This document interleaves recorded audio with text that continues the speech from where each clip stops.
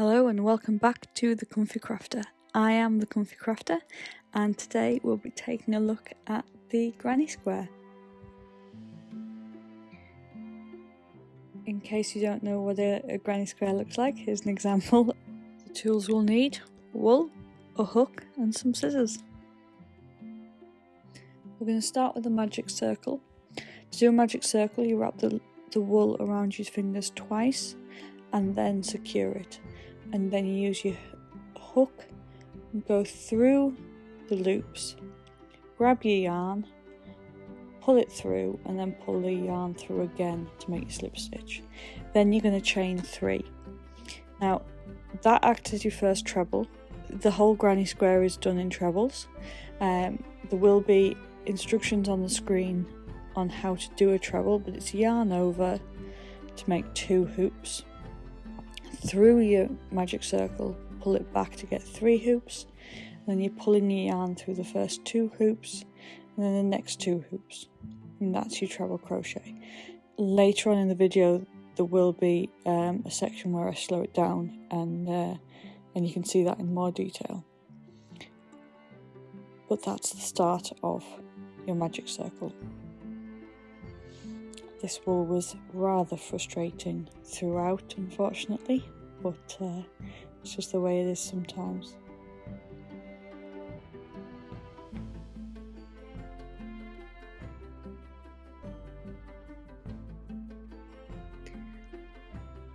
In this magic circle, you're aiming for your 4 sides of your square. So you're aiming for 3 trebles, then chain 2, then another 3 trebles. It's a cluster of 3 trebles each time, and you repeat that until you've got 4 sides.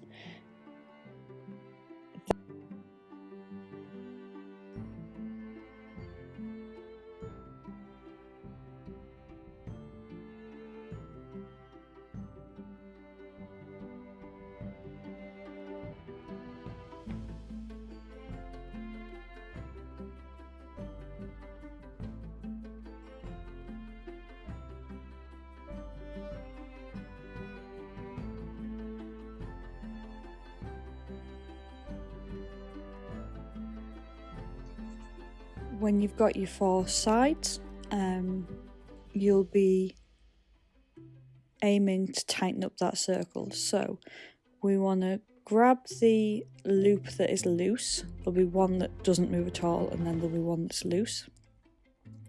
Grab that and pull, and that'll tighten up the circle, and then get the tail and tug that through, and it makes the inner circle. When you've got your final chain 2, you're going to look to slip stitch, so just through the stitch, yarn through and pull through the original stitch. No, you're not looping over anywhere. You want to do that into the 3rd stitch of your first chain 3, which was your first treble. That makes a nice square finish. Always start your round with a chain 3. That always acts as your original treble. Just a bit about that actually. That chain 3 acts as the height for your stitch. If you don't chain 3 at the beginning, what'll happen is it'll end up falling over and you won't be able to catch it in when you get to the end. Okay, so I've done a few rounds now, and the way to check how many rounds you've done is you count the corners. It also helps to check whether you've got the full square, because if you've got the same number of holes in each corner, then you've got your square. In each gap, I do a cluster of 3 trebles. When I get to a corner, I do a cluster of 3 trebles in the corner gap. Then I do a chain 2 and I do a second cluster of 3 into that same corner gap. That is my my turning point for moving on to the next side, and it keeps it into the nice square that you see.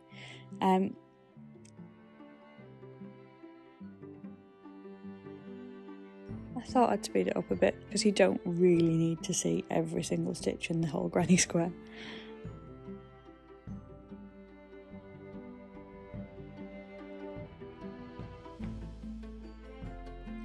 Just while I'm doing the final side on this square, I thought I'd take a moment to talk about the wool I used.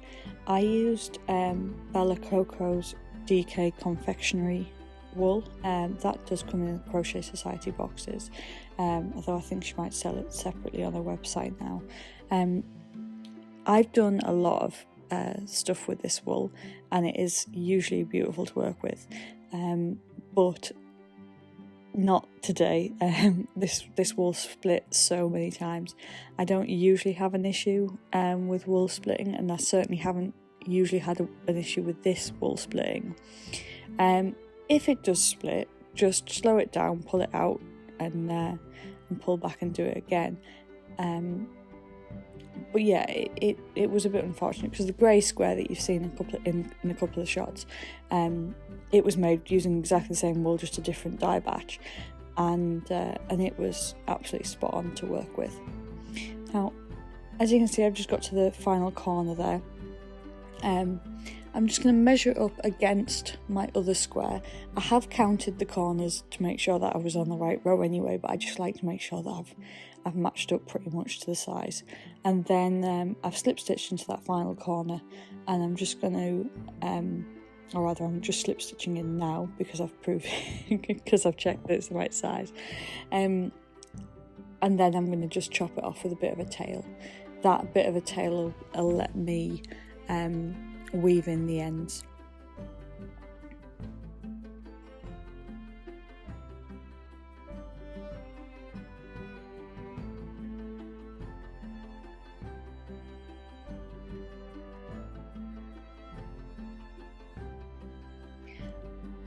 A tool there that I forgot to mention, I'll need a needle for weaving in the ends. So the way I do it, I'm not sure it's right, but it's the way I do it, is when I've threaded the tail onto my needle, I just hook through one side of the stitch all the way along.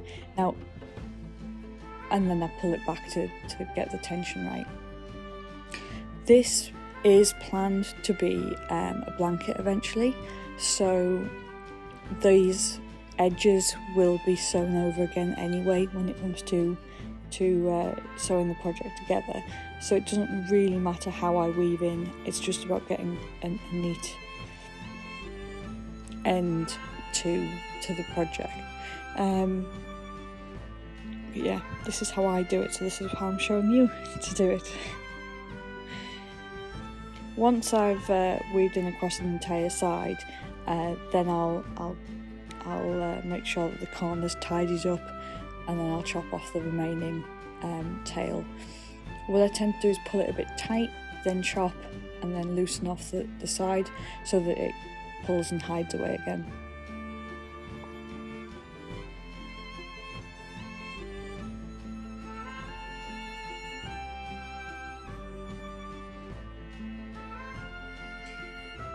I also need to weave in my central tail, for want of a better word. To do that, I'm just gonna take my needle through each of the starting 4 clusters, just to tidy up that original circle.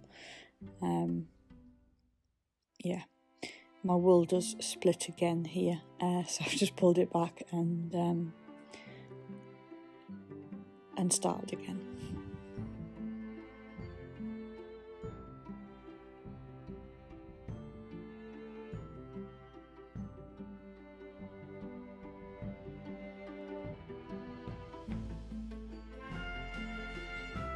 And that's my finished granny square.